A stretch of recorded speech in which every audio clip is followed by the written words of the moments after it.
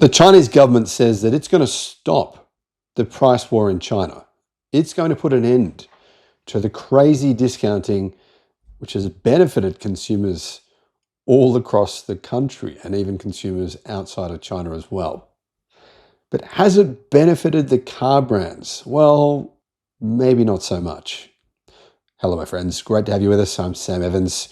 If you'd like to subscribe to our newsletter, just get an email that'll tell you the videos that are on the channel. I'll put a link in the description below, so make sure you do that. China. Well, they have been seeing a price war. The CEO of Xpeng or Xiaopeng, he said that it is a bloodbath. He says that he thinks that only 5 to 7 car brands will survive over the next 10, 15 years. I think he actually said 10 years, 5 to 7.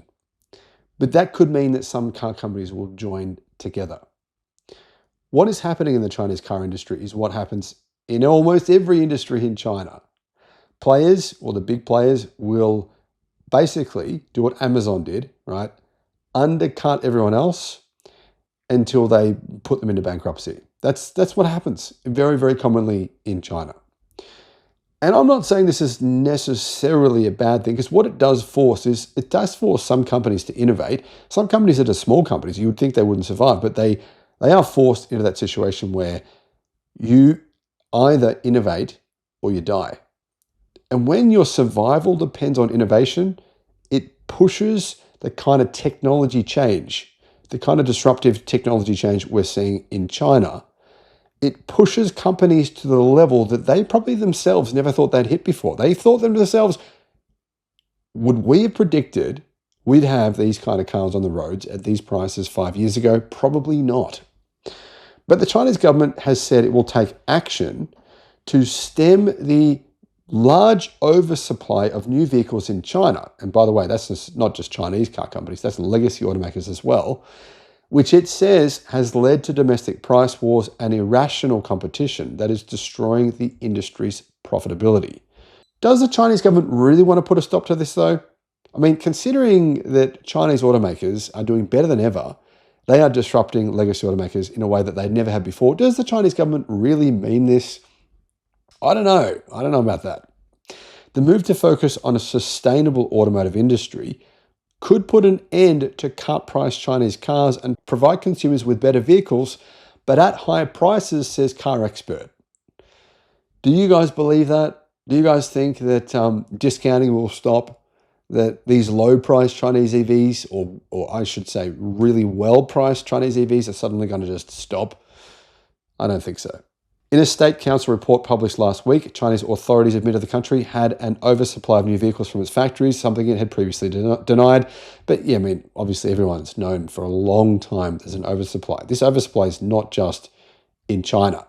The United States has an oversupply as well. All their factories are not being utilized. It's a similar story, but it's a bit more of a drastic story in China. That said, it's also an issue in Europe, where Europe is being disrupted by, well, obviously by China. This claim is backed up by data, though, which reveals a 49.1% utilization rate of the country's car producing capability in 2024, closer to a 45% utilization rate in 2025. Remember, this is the world's largest car market. 32 million cars were sold in China last year. Why is there so much overcapacity? Well, because Chinese car brands, and Tesla and whatever, they're building factories relentlessly. They're building so many of them. And legacy automakers well, they're still around. And a lot of the cars that they were selling, legacy automakers, are not selling anymore. Nissan's closing numerous factories in China. Jeep declared bankruptcy in China. Mitsubishi just upped and left. Whatever factories were Mitsubishi, they're still there, but they're not doing anything. What about Hyundai? They built a $1.4 billion factory and 3 years later tried to sell it. They ended up selling it for like $250 million. Chinese state media published a report in which the government vowed to rein in the climate of irrational competition due to overproduction, and says it will address what it sees as an imbalance between supply and demand. The Chinese government says it will more closely monitor prices, costs, and product quality across the domestic automotive supply chain, where automakers are more fixated on maintaining market share than actually making a profit. Why are they so concerned on maintaining market share? Well, it's worked before, right? Get as much market share as you can. Your competitors will end up having to go bye-bye. Consumers have been paying less for new cars in China, where an ultra-competitive battle across the industry has driven down prices, and not just driven down prices, but it's massively improved cars. Not only the actual specs, when you look at the charging speeds, 500, 600, 800, 1,000 kilowatt charging speeds, that's good. It's really good, actually. Range of cars. EV range has increased by about approximately 17% this year versus last year. Last year was 20% versus last year. So range is going up. Charging speed is going up. But quality is also getting better. If you hate Chinese cars, I can't convince you of logic. But if you're interested, just go and have a look inside them. The quality is extremely good. More cars have been sold in China each year than anywhere else in the world since 2009, when China overtook the United States, with sales tripling since then. And analysts, a lot of them, they would contradict the YouTubers saying that the Chinese car market is going to crash, because the reality is China's consumers, in spite of all the property market disasters what we've seen recently, they have a higher sales rate by a significant margin than people living in the United States or living in Europe or living in Australia. They have the highest sales rates on the planet, highest savings rates on the planet. So they save a lot of money, and they do have the capacity to buy cars. Remember as well that the standard of living in China is increasing, and there is 1.3 billion people, many of them coming out of poverty. Extreme poverty was eradicated, decades ago, but many of them are moving from that lower socioeconomic and working their way up into that mid-level. And we're talking hundreds of millions of people doing that. That means the car industry is likely to grow in China, but probably shrink elsewhere where demographics are really, really hurting. Japan, demographics nightmare. South Korea, demographic nightmare. Europe, Australia, the United States, where our population would be declining if it wasn't for immigration. Domestic new vehicle sales in China was 33 million in 2024, but more than 22 million cars were exported to markets including Australia, which accounted for 54,000 car sales.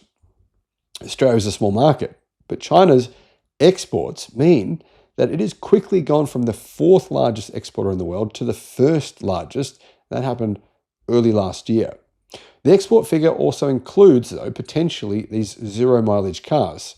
Great Wall Motors chairman Wei Yuanjun, he said that this is a big issue where companies are getting these incentives to sell these new EVs, and then they're reselling them again as used cars on the used car market. Now, I believe that the Chinese government will put an end to that, and that won't happen again. And I don't know how big that issue even is.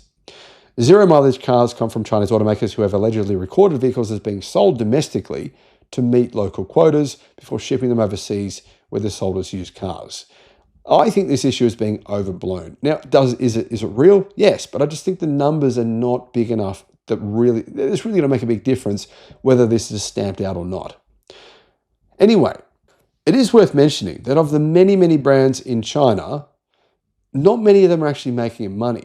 I mean, BYD, Geely, SAIC, also Li Auto, they're making money, but no one else really is. That said, some of the other competitors are innovating so fast that it looks like they will make money within the next 12 months. While it's overtaken Tesla for EV sales globally, BYD, which makes both plug-in hybrids and fully electric cars, has cut its prices about 1/3 in China this year, about 30%. And other automakers, their CEOs, they had a bit of a battle at this conference. It was very public. And Geely and other companies were very critical of BYD, and BYD is firing back at them, saying it's all their fault. But they're all saying, hang on a minute, BYD, you've discounted more than what we have.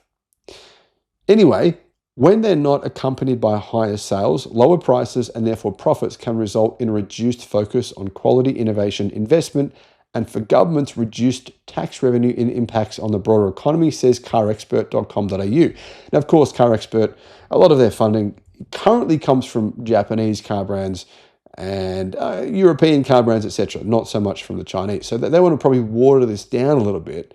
But the truth is, economists are saying Chinese car sales in Australia and in the rest of the world will triple, nearly triple. They're going to go from 17% of the market to 43% of the market in 9 years' time. That is not a reflection of poor quality. It's a reflection of actually good quality and prices that are better than the competition, but also better performance. The Chinese government is looking to fix some of the issues, though, with this supply imbalance. But the truth is that some of these issues will just sort themselves out. Nissan will probably go bankrupt. Car companies like Volkswagen and many others have shut factories over the past 12 months because the cars that were selling from those factories were internal combustion, and China's consumers just don't want them anymore. Now, I think there will be one way the Chinese government will be able to put a bit of pressure on companies to stop aggressively discounting quite as much. Will they stop discounting? No, but not being so aggressive about it. And that is by saying we'll no longer give you subsidies. If you continue discounting, there'll be no subsidies for cars. And that is a big part of the market. It's a big part of the market in both the United States and Europe and other places as well. Subsidies from the government have always been in place in every country that has an automotive industry. That won't change it anywhere ever. But what China will do probably, I would assume, most logical reasoning, would say, well, okay, that's fine. You can continue doing what you're doing, but we will no longer give you subsidies for your vehicles. And that will make a pretty big difference to their bottom line.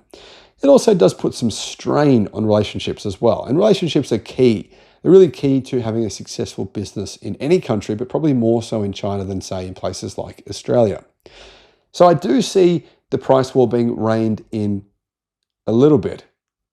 But the price war could come about in other ways. For example, rather than discounting your car, right? Let's say you're selling an EV and it has 400 kilowatt charging and 500 kilometers of range.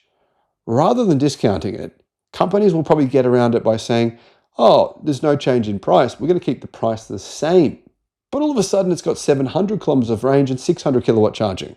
It's almost a different way of discounting the car that makes it doesn't look blatantly obvious. What are your thoughts? Let me know. Either way, I actually think this is a win for consumers, unless the car you bought, unless the parent company go bankrupt. And that, that's a possibility, depending on which car brand you're buying or which car you purchase. Depending on which car you purchase. Let me know your thoughts in the comments. Bye-bye.